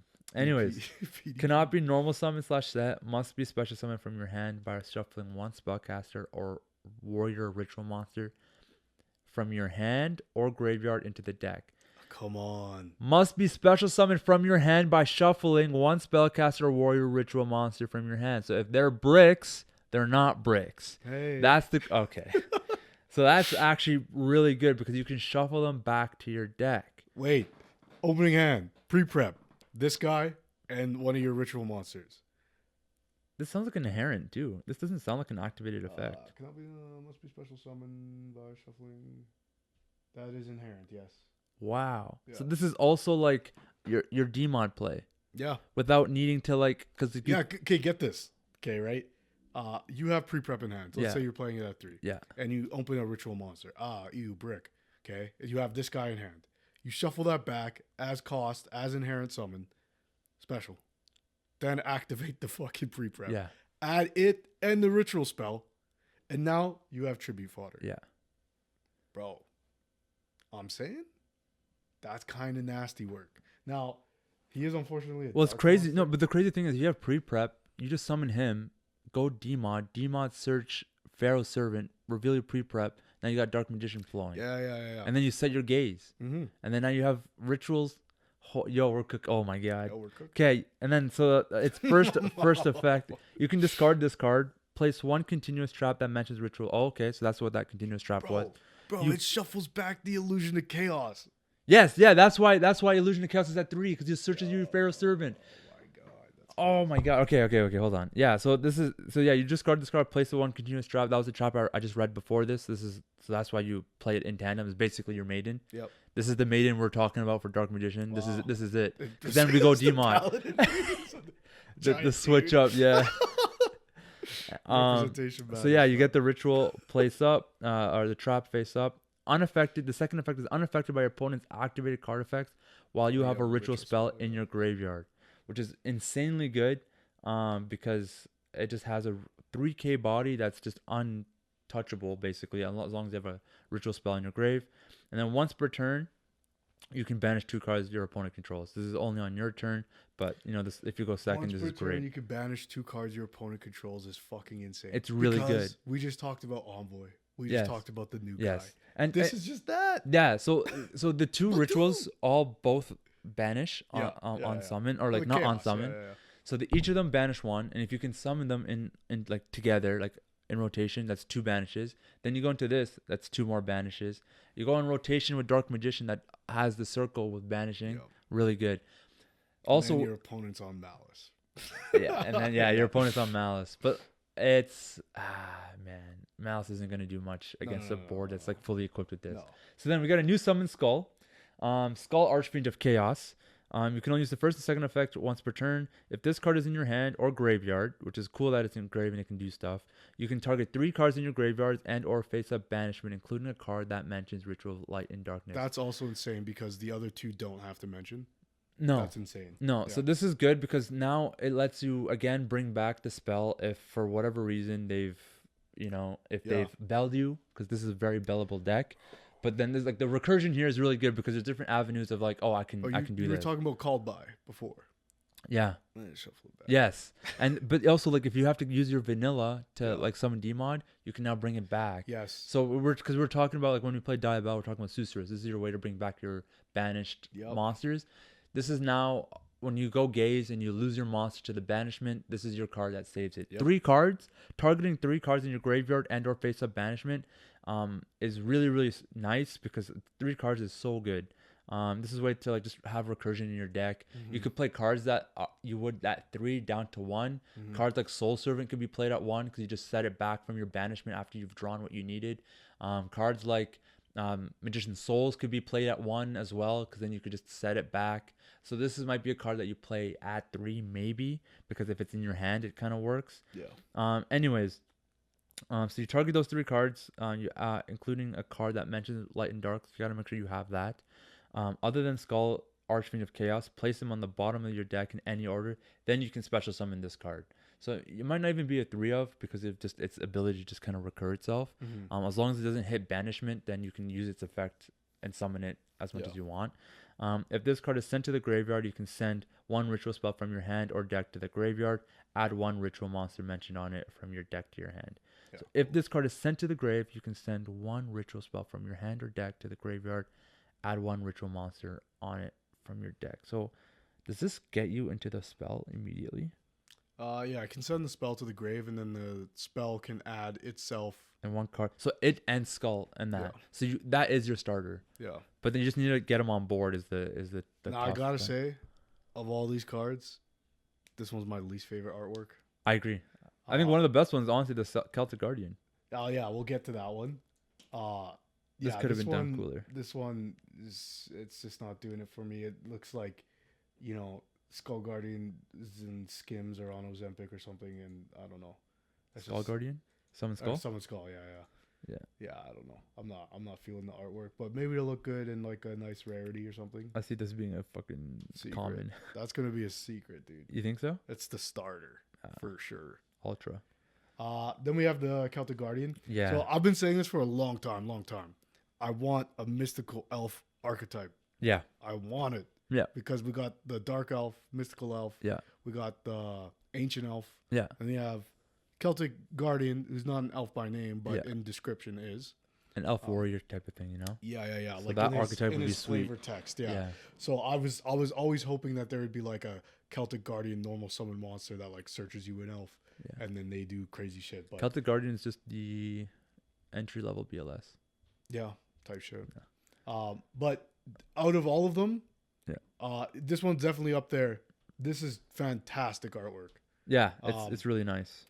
From my initial reading of his effect, it was a little underwhelming. It is, because I looked at it and I was like, I don't know if I'd want to play this card, especially if I want to like build the deck around like an impulse style.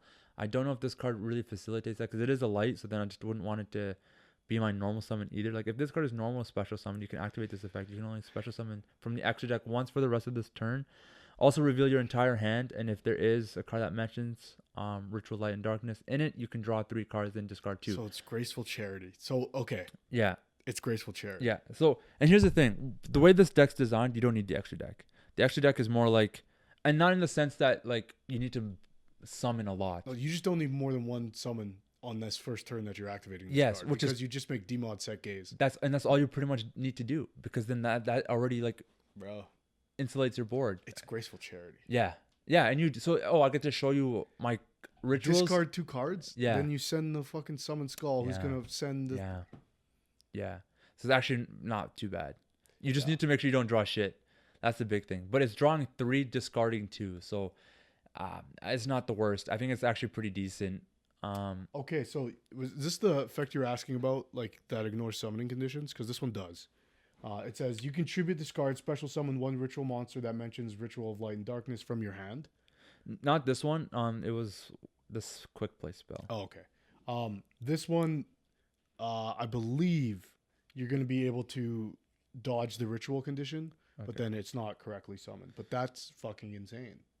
1 ritual. Yeah, this one's like 1 ritual monster that mentions it. Yeah. So because it says special summon, it doesn't say ritual summon. I'm gonna hack the Konami database to make Skull Guardian mention Ritual of Light and Darkness.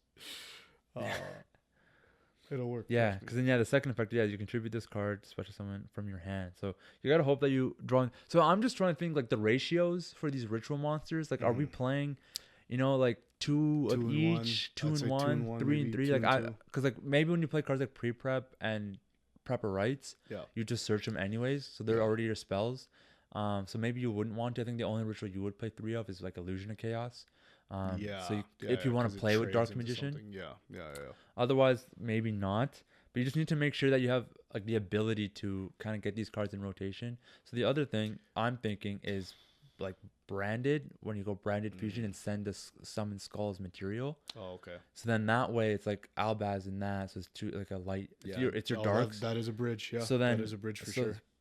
Sending it there, can facilitate and then you can add them both back. Yeah. So that actually wouldn't be too bad. Because I'm just trying to think what's an easy way to get it into grave without needing to open it in hand. Yeah. So that way you only play like 1 of it. You know what I mean? So then it's like, okay, so that's something to consider. That's the only thing I can think of that like makes you send dark, because you can't go souls and send summon skull because it's a fiend and not a spellcaster, which is unfortunate. But you can send any of the ritual monsters. Yes, and then if you have the spell. trap or the spell in there, you can just add them back. Yeah, so that's also pretty cool. So that's why I like using souls, probably at 1, soul servant at 1. But even soul servant, unless you're running DMG in some sort of way that stays on board, it's not worth it because you're only drawing 1, and you may as well just add what you need like, off of all these cards' effects. However, if you find a way that to make it all work, then it can be good. So we'll have to wait and see. There is a Karibo, Garifo. I honestly don't get the reference for this one. There was a monster that looked like his like hat. Yeah, I'm not sure. I think it has some sort of ritual application. Oh, okay. Yeah, or I think it was because maybe what's his name? Yugi might have used it for material at one point. Oh, I see. The monster with like Karibo or something like that. Oh, gotcha. To make BLS the first time. I could be wrong, but I think there was something like that. But this effect, I think of all the Karibos, I think this one's not the worst one. Quick effect, you can discard, then activate one of these effects. The next battle phase, or the next battle or effect damage you would take this turn becomes 0. Set 1 quick play spell or trap that mentions ritual light and darkness from your deck. Whoa. It can be activated this turn. That's good. Whoa. Because then that's really, really good. Because then that's why you want to tag out, right? So this is really good. And then the second effect, because that was a quick effect, and it's like 2 things. You have to select which 2 you're gonna do. And then the second one is for the ritual summon of exactly 1 level 8 monster. This card, or with a card effect that requires the use of monsters, this can be tributed. So this level 1 Karibo can just be used as material. I'm seeing it. I'm seeing the lines. So it's actually pretty solid. Yeah, man. Yeah. This looks like, so I'm in agreement with you that I think you play a Dark Magician package of sorts in this deck. Yeah, it doesn't have to be very big. I think just initial thoughts would be Illusion of Chaos and Soul Servant. Pharaoh Servant, if it's out by the time this comes out, I believe it would be. Yeah, because this comes out like after Blazing Dominion. Oh, okay. Yeah. So yeah, then Pharaoh Servant. I'm not sure about ratios, but yeah, this is sick. Yeah. This so is really cool. if we're gonna go heavy on this, I think we go like you got to go very specific with Dark Magician. So I think 3 Pharaoh Servant with how many spells are in this, perfect. Illusion of Chaos probably at 3 because you can just search, and that's also material. Just off rip, 1 vanilla for the sake of just having the 1 vanilla. And then as far as pure Dark Magician cards go, like I still stand beside, like in this reference, I stand behind the idea of the circle with Eternal Soul, because you have the rituals that protect your back row so heavily, more so than Dragon Knight, and it's so easy to summon them that your back row is unaffected. And when you have that Eternal Soul, your Dark Magician, like actual dark, anyone that's named Dark Magician is unaffected. So it makes your demount unaffected, so they can't target it. If you go gaze and they try to like out it, and that chain, they can't. And then they can't out your back row, and your ritual monsters can't be outed unless they target it. And if you have a quick play spell, it's just really good. We just need to see different cards that kind of come with it.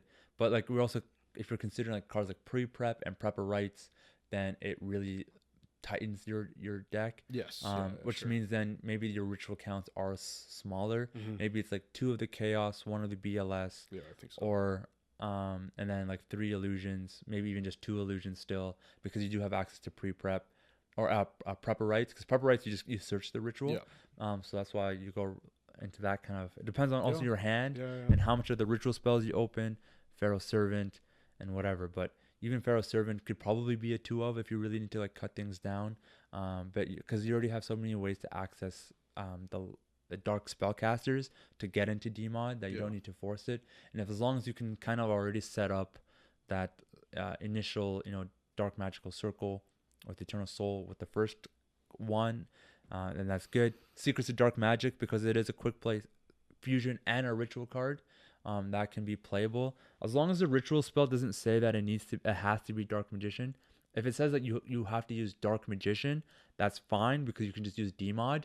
Because he goes, secrets use DMod to ritual summon, and then use gaze with your DMod engrave to make out Dragoon. So just with the same DMod, you've made 2 monsters that are pretty strong. Yeah. So that's kind of just like brief, quick thinking of what Yeah. like the combination of these cards can do. We're still waiting on the third Dark Magician card. Again, if it is another spell card that, like, if it's the Dark Magical Curtain that we're expecting it to be, Give us a good DMG. then it'll be good. Otherwise, yeah, maybe a DMG. I'm just saying it for, you know, for the sake of not ever having one, for the Gooners, and for me personally, a Dark Magician Gorilla Chaos. Wow. Oh, wait, no, now you're cooking, bro. Wait a minute, because we're seeing the Dark Paladin of Chaos. Yeah. So why not me? Why not her? Yeah. Yeah. You know, That's what I'm bro, saying. that would look so fucking sick. Yeah. Maybe with no shoes on or something. Yo. All right, man, that'll do it for us this week. Yeah, check out Batsy S6. This guy. Check out Batsy S6. Yeah. So sorry, Secrets of Dark Magic. As long as you just use Dark Magician to make the ritual, you can use Secrets of Dark Magic. So this is a really cool way. So if you already open up Gaze, you can just search your Secrets of Dark Magic. You're one of. It makes sense because like that retrain art on it, it kind of like it's in a weird way. It's kind of like hindsight. Like they're cooking. They're like, this is why we're putting him on the cover on the art, the alt art of if you don't know, look at the alt art for Secrets of Dark Magic, and then you'll understand. Yeah. This got announced like months ago, and now it's starting to make sense a little bit. So there's a bridge. There's a bridge to be made, and the fact that the Celtic Guardian said you can only special summon from the extra deck once per turn, or once this turn, bruh. Come on. The only one is Dmod, and that's enough to set a board. So. Yeah, this might be just like a ritual heavy deck with your Dmod and Dragoon. Bro, wait. Alba system. Listen. Yeah. Alba system. Yeah, 6 different monsters. Because then the Skull Archfiend's going to bring them back. Yeah. Hang on. Which means when you attack, do all the attacks, your whole extra deck, because you're not using it, could be Entis, Meilong, whatever. All of those hit grave effects. Yeah. Hang on. Yeah. No, this is in good. A ritual deck. Maybe we're playing Maximus. Hang on. Okay. Oh, yeah, Hang on. Because Maximus locks you out of the extra deck, though, right? Yeah, it's too bad Herald of the Arclight got banned specifically. Crazy timing. Would have made this deck broken. Yeah.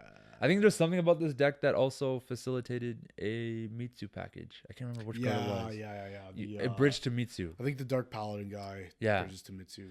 Which is fucking crazy. It's like, okay, so Mitsu now can be a problem. If we play rituals all fun in the games, you know, it's all all fair and love more, man. Yeah. So that's gonna be interesting. It's gonna be pretty cool. It's gonna be a ritual heavy deck with a little bit of. It's gonna be taking a really big Yugi. I like that it's not like I like Pharaoh Servant. I like Dmod and Tamias. Yeah. But I like that this is like a concise package of cards that all work with each other. Yeah. And they have that retrained flavor of like, these are characters you know and love, and designs that like you've always thought of or whatever. Yeah. But it's still like you could play just this. Yeah, you literally it's not just like here's a Dark Magician card, so stop complaining. You know, this is its own deck you can make, and cool. Again, because of its ability to be used as a dark spellcaster, you literally just throw in a Dmod. Yeah. And you can, because that's just it. And then you go Dmod, Gaze, and Dragoon. That's your 3 Dark Magician cards. Yeah. And then the rest of the deck is all Chaos style. Yeah. And for the fun of the game, you can literally throw the original Envoy at the beginning, because why not more oppression, right? Because Banish of Light and Dark. If you're getting them back off the Skull Archfiend, then that's free. Pretty fucking good, it's fucking right? Free. So, I don't know. It could be really cool, because I'd love to start cooking. Man. Oh yeah, it's gonna be so just fun. When you thought we were finished, it never ends. So no, it's gonna be cool, because we saw like a bunch of Blue Eyes support. Now this Yugi support is like just adds a big wave to it. Mm-hmm. You know, it's like, well, Kaba doesn't get this love. Kaba only uses Blue Eyes, so that's what his structure deck was. Yugi uses everything. Deep Eyes, fucking alternative dragon or whatever. He'll be fine. So, but no Red Eye support. So Red Eye's still in the trash. So I'm sorry, Will. But but the cover art for this set, at least in the OCG, is like Yugi with the Chaos. Yeah.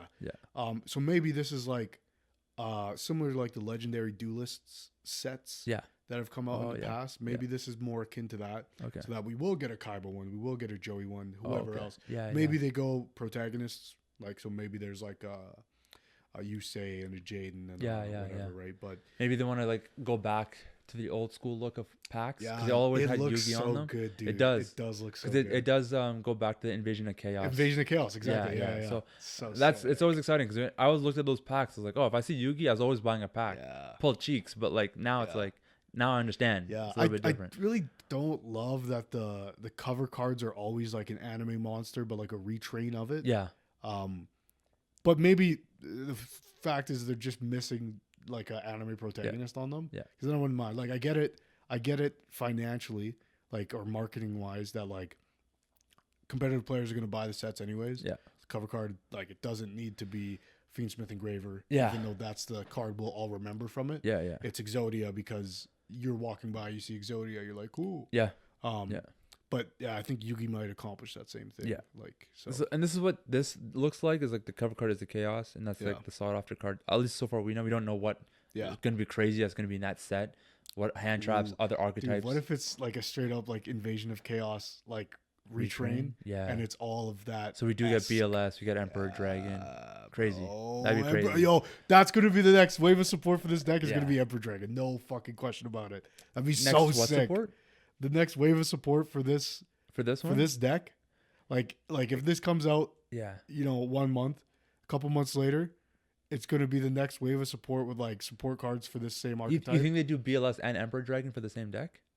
Because wouldn't that be fucking sick? Yeah, it'd be fucking crazy. Come on, it would be crazy. Come on, yeah. That's so sick. No, it is sick. It is sick. I just thought it was to balance it for the sake of balance. Yeah, to have it separate, like a Kaiba, because Kaiba used it, right?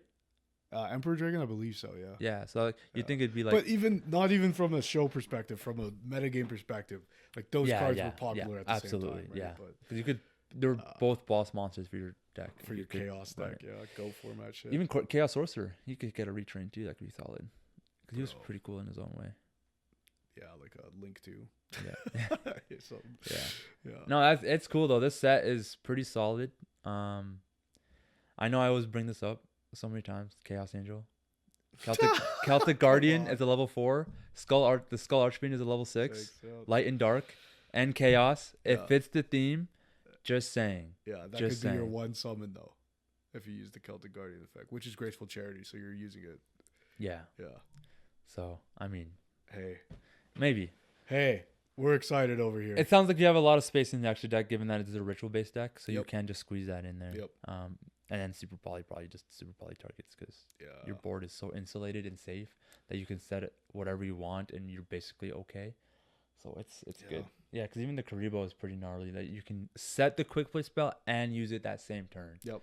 Insulation, So if you do have the other ritual monster in hand, you can tag out that same turn and basically just use his banish effects as such. And in the battle phase, to do so is crazy because, I mean, if I'm banishing your monster you're going to attack with, that's crazy. Yeah. And this is a cool against even like Liger, for example. If he goes to board wipe your board, your monsters are safe because they are unaffected by your opponent's card effects, right?